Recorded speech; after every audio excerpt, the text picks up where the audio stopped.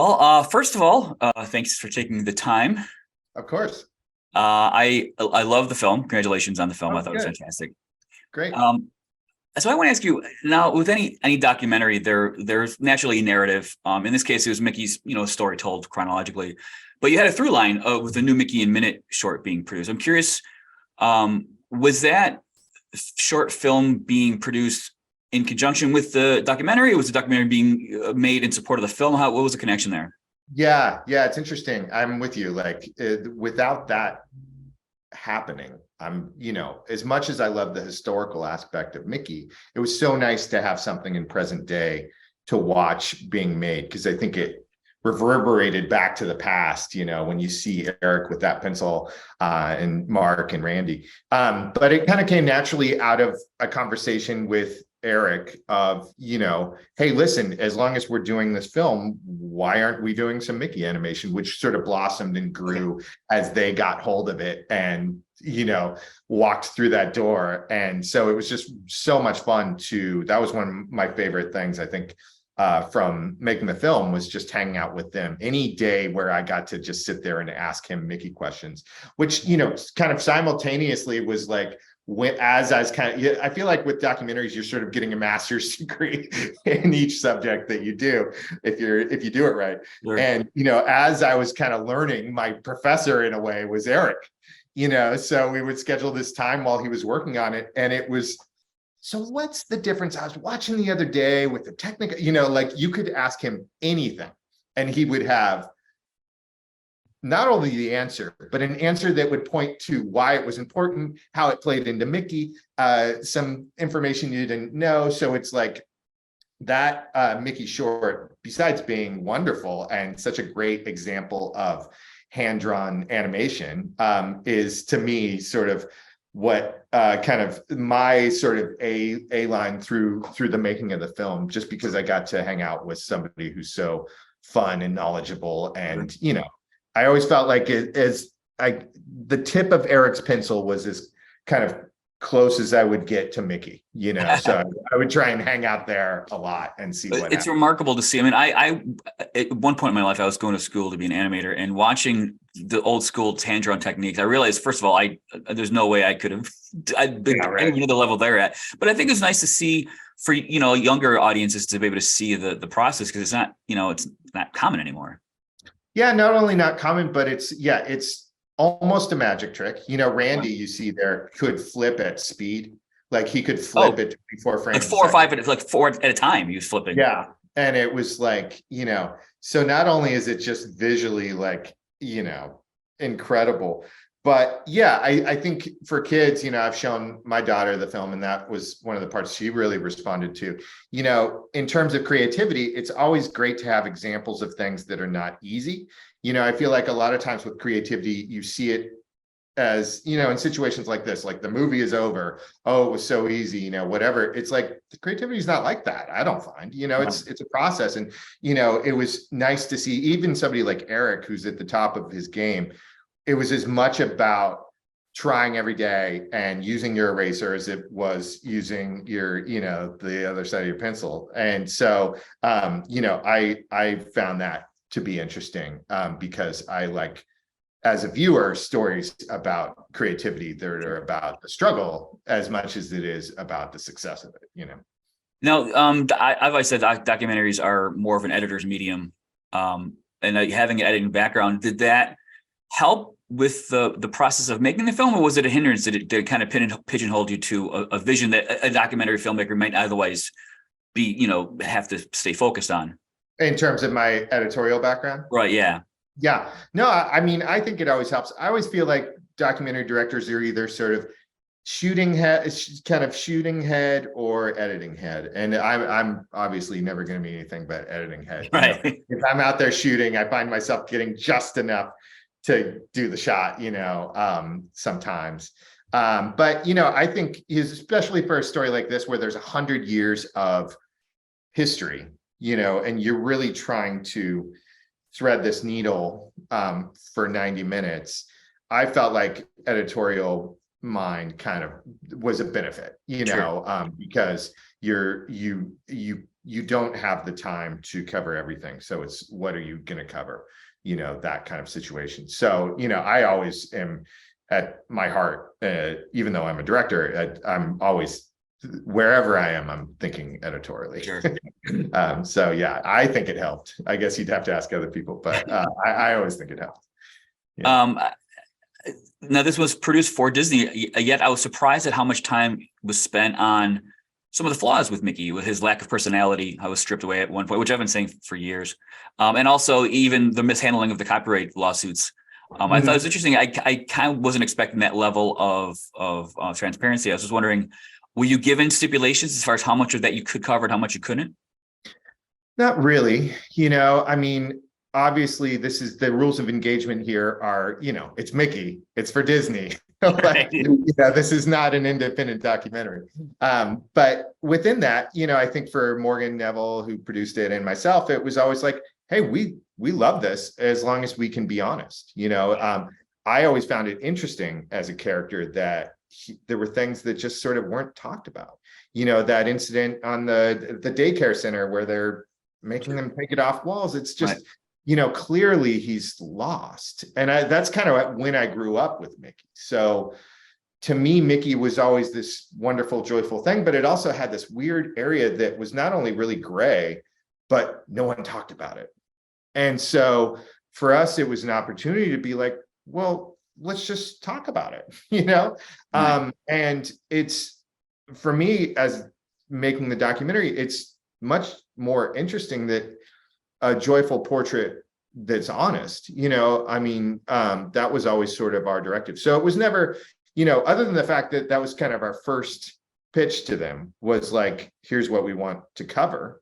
I think they knew that we were fans of Mickey, but that it was more complicated than they had, previously let people talk about. So I mean, even Bob Iger stated that he was a marketing tool and wasn't a character anymore, which I thought was, I mean, it doesn't, outside of Chapek, it doesn't get any higher than Iger. So that's an interesting, I thought it was interesting that take was, that was allowed in the film, really. Yeah. And I think, you see Bob Iger there, he was very careful not to, it's not that he's blaming anyone, but it's, it is what it is, which is like, it had devolved from a very meaningful, joyful symbol to, the logo on your check. Right. And that's interesting, and what I love about that short, going back to Mickey in a minute, is like, say what you want about the amount of Mickey merchandise out there. It's staggering. But as a character, he is allowed to be himself again, and that I think is the fundamental change. It's not, that to me was sort of the point, is he's allowed to be a character again that is joyful and is funny and is all these things, both in the shorts and Mickey in a Minute and things like that. So, that change is fundamental, because he'd gotten so big that I think they just lost that, right. Which is exactly what Bob Iger talks about. So, yeah. Did you have any other limitations? Did they say, this is off, off the record? No, I will totally give them credit for, the stuff we talk about, that they were fine. There were certain things I wish they'd gone deeper on, but it's not, I think they deserve credit for the fact that they were, wanting to kind of, be on the record about some of this stuff. Sure. So, I noticed that Mickey Mouse Clubhouse was absent from the documentary, which I think is probably the biggest marketing, push they've had for the character in recent years, and more successful. I'm just curious as to why it was missing from the film. Yeah, it's tough. It's like we would joke, like there's no good reason, frankly, right. Other than, I mean, the comic books are not there either, also so true, yeah. We would joke, and when we would cut, of like, okay, save it for the sequel, I mean, sure. Literally the amount of books I had on Mickey was you couldn't carry them, so it's like the amount of material to kind of try and synthesize in, and Mickey's, Clubhouse kind of made it in and then didn't, and I think there's like 2 shots of it, but I hear you. It didn't kind of quite fit that arc. Right. And I mean, there's great shorts that didn't make it either. Runaway Brain, Andreas Deja, that short is tremendous, but it's interesting in a linear 90-minute ride. Sure. What kind of makes the cutting room floor? I mean, you mentioned, I mean, this easily could have been a series. I mean, if it's enough. Yeah, to yeah. cover, Yeah, totally. Yeah, and that would have been interesting because I think you could have explored for things that we have a minute and a half on, you could do 10 minutes on. Right. Right. Can you talk about the Disney archives? Because the access you had to the archives was just incredible. Yeah, that was another one that was such a real pleasure for me, was to see this nondescript building in Glendale. And you go inside and it's like, the Fort Knox of animation. And they like take you into a room and that's fully, temperature controlled. And it's, they open a box and it's the original cells from Steamboat Willie, and it's like no other animation company that I could think of values that hand-drawn line the way that they do. Sure. So, I think it really and I really wanted to show that they're just like hand-drawn animation has a style and heart to it that sometimes I think is lacking in CG animation, which is incredible. CG, they're at the end of the day, they're still sending, no matter what style of animation they're doing, they're still sending people to the animation research library to look at the curve of a line from 1930 blank. I think that says a lot. So the way the movie opens with that bit from Brave Little Tailor, that was something that they showed me when I went there, and I mean, my mouth was just agape. So it's like that ARL to me is one of those places that's you really see what they value in terms of the creativity with animation. You mentioned numerous times in the film, you make a point that the difference between Walt and Mickey is very, very slim.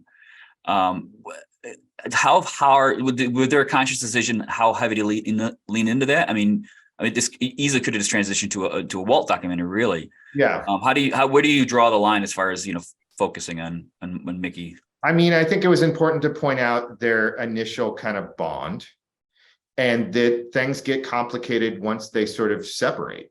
I mean, it's ultimately the Mickey documentary, and so I think Walt's life really changes, and in the realm of a 90-minute Mickey documentary, you can really only go so far. Right. In kind of the Walt land, but he definitely, obviously, in a Mickey documentary is a secondary character. So it was I mean, like all aspects of this, it was a balance of how much do we go here and how much do we go there. I think it's interesting that he kind of uses Mickey in a way at every opportunity. At a certain point, TV, Disneyland, things like that.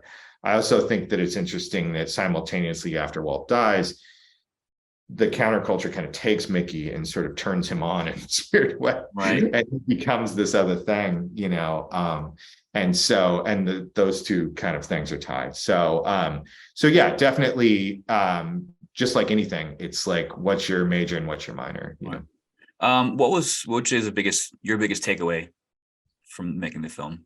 I think that it's made me appreciate the symbol and the character of Mickey a lot more. I hope it does for other people. I hope it makes people realize that he's been with us long enough that symbol is something we all share, and that's wonderful, and that's maybe more complicated than a paper product or a cup or things like that, the inside that symbol is a lot of our history, and that's really interesting. So yeah, I think it was really a chance to kind of go beyond that like park visit you always get with a kid and be like, why is this guy so popular? Kind of asking that question. Well, again, congratulations on the film. I thought it was great. I should also know too, I was excited to see that you included the Disco Mickey Mouse because I have the album downstairs, so I listened to it ad nauseum when I was a child. So I was excited to see Have that. you listened to it lately? It's of its time. I could probably recite the whole thing. I don't think Awesome. I have. Yeah. So again, appreciate it. Thanks again. Congratulations. Yeah. Thanks a lot. Thank you. Bye. Appreciate it. Bye. Bye.